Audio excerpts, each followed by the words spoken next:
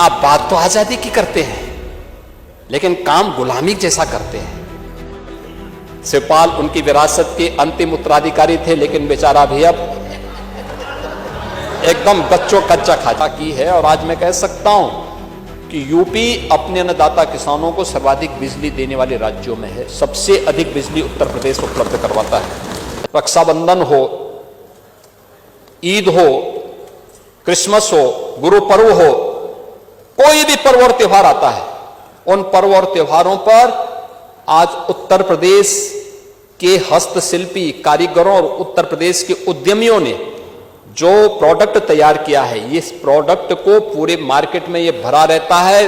उत्तर प्रदेश के मार्केट में भी डिमांड होती है, यही लोग खरीदते हैं, यही उपहार के रूप में देते हैं। मेरे पास तो कोई भी राष्ट्राध्यक्ष या कोई भी किसी मिशन से जुड़ा हुआ एम्बेसडर आता है तो मैं तो उपहार के रूप में अतिथि को अपनी ओडीओपी के प्रोडक्ट को ही देता हूं, और उन्हें देता हूं क्योंकि ये पैसा जाएगा उन हमारे हस्तशिल्पी और कारीगरों के पास जाएगा जो प्रदेश के विकास में योगदान देगा।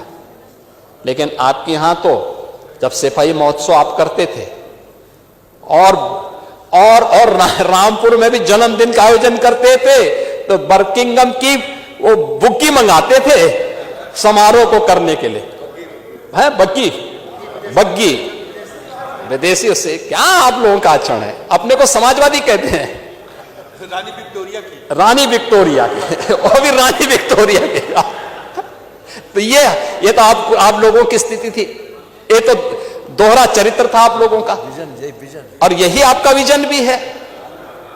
आप बात तो आजादी की करते हैं, लेकिन काम गुलामी जैसा करते हैं। बर्किंगम की बुकी को बुला करके और फिर नेताजी जैसे भोले भाले व्यक्ति को भी बदनाम करने का काम कर दिया आप लोगों ने। शिवपाल उनकी विरासत के अंतिम उत्तराधिकारी थे, लेकिन बेचारा भी अब एकदम बच्चों कच्चा खा जाए, चाचा भी गच्चा खा गया। महोदय, एमएसएमई के लिए जो सरकार ने प्रयास किए हैं, परिणाम क्या थे?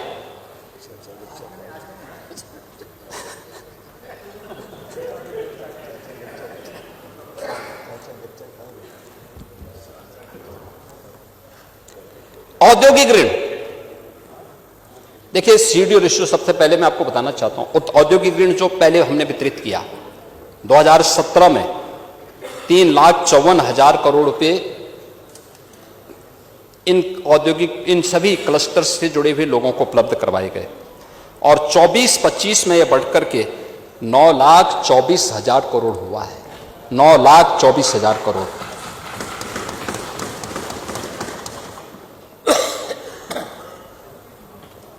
प्रदेश के अंदर सीडीओ रेशो यानी बैंक में हमारा जितना पैसा जमा हो रहा है वह पैसा यहाँ के उद्यमियों को, यहाँ के नौजवानों को, यहाँ के किसानों को प्राप्त हो रहा है कि नहीं हो रहा है, या क्रेडिट डेबिट की इस व्यवस्था को बैंकों के माध्यम से देखा जाता है। जितना पैसा जमा हो रहा है उतना पैसा यहाँ के लिए विकास के लिए उपलब्ध होकर बैंकर्स करा रहे हैं कि नहीं करा रहे हैं। इसका फीसदी पहले 44% था 16-17 में, और आज ये बढ़ करके लगभग 62% पहुंचा है। 62%। Pandey ji, single window system को आज को यहां पर निवेश सारथी पोर्टल बनाया गया है, और अभी मैं तो चाहूंगा आप सबको भी, आप भी 25 से 29 सितंबर के बीच में ग्रेटर नोएडा में हम पिछले 3 वर्ष से इंटरनेशनल ट्रेड शो का आयोजन करने जा रहे हैं। वहां कोई हिंदू मुस्लिम नहीं देखता। उत्तर प्रदेश के अंदर जो प्रोडक्ट बनाई जाती है उसको डिस्प्ले करने का, बाहर से हम लोगों को बुलाते हैं। दुनिया के 500 से अधिक बायर्स आते हैं। बायर सेलर्स मीट होता है और फिर उसके ऑर्डर दिए जाते हैं। परिणाम क्या था? गत वर्ष 500 ऐसे बायर्स बुलाए गए थे जो बाहर से आते थे, खरीदारी करते थे, और 2,200 करोड़ रुपए से अधिक का ऑर्डर यहां के उद्यमियों को, यहां के लोगों को प्राप्त हुआ है, यहां के व्यापारियों को प्राप्त हुआ है। एफडीआई, फॉर्च्यून ग्लोबल 500 और फॉर्च्यून इंडिया 500 कंपनियों के लिए भी हम लोगों ने एक पॉलिसी बनाई है। और एफडीआई के मामले में अगर आप देखेंगे सन 2000 से 2017 तक केवल 3,303 करोड़ रुपए का ही एफडीआई यूपी के अंदर आया था और 17 से अब तक 16,316 करोड़ रुपए का एफडीआई यहां पर उत्तर प्रदेश को प्राप्त हुआ है। आप ऊर्जा की बात कर रहे थे, ऊर्जा 2047 यानी 1947 से 2017 तक सीमित क्षमता थी और अनियमित विद्युत आपूर्ति थी। ऊर्जा क्षेत्र में निजी इकाइयों को मिलाते हुए कुल उत्पादन हमारे यहां 12,000 मेगावाट थी यूपी के अंदर। इसमें एनटीपीसी भी था, यहां के पावर प्लांट भी थे और अन्य निजी क्षेत्र भी थे। उद्योग हो या खेती, घरेलू उपयोग सभी के लिए यह क्षमता अपर्याप्त थी। ग्रामीण क्षेत्रों में बिजली आपूर्ति अक्सर यानी रहती ही नहीं थी, जिसके कारण सिंचाई, पढ़ाई और छोटे उद्योग ये सब बंदी के कगार पर जा चुके थे। और 2017 से 2025 के बीच आपने कहा कि हमारे यूपी में कितनी उत्पादकता बढ़ी है अतिरिक्त।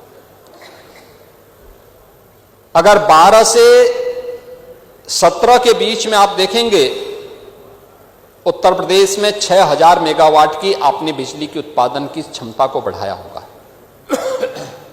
लेकिन 17 से लेकर के अब तक हम लोग 8,000 मेगावाट की अतिरिक्त वृद्धि किए हैं यूपी में पावर जनरेशन की।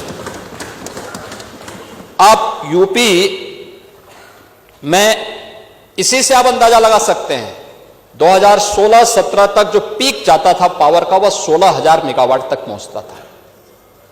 बिजली की क्या स्थिति रहा करती थी हर व्यक्ति जानता है, हर व्यक्ति भुक्तभोगी है।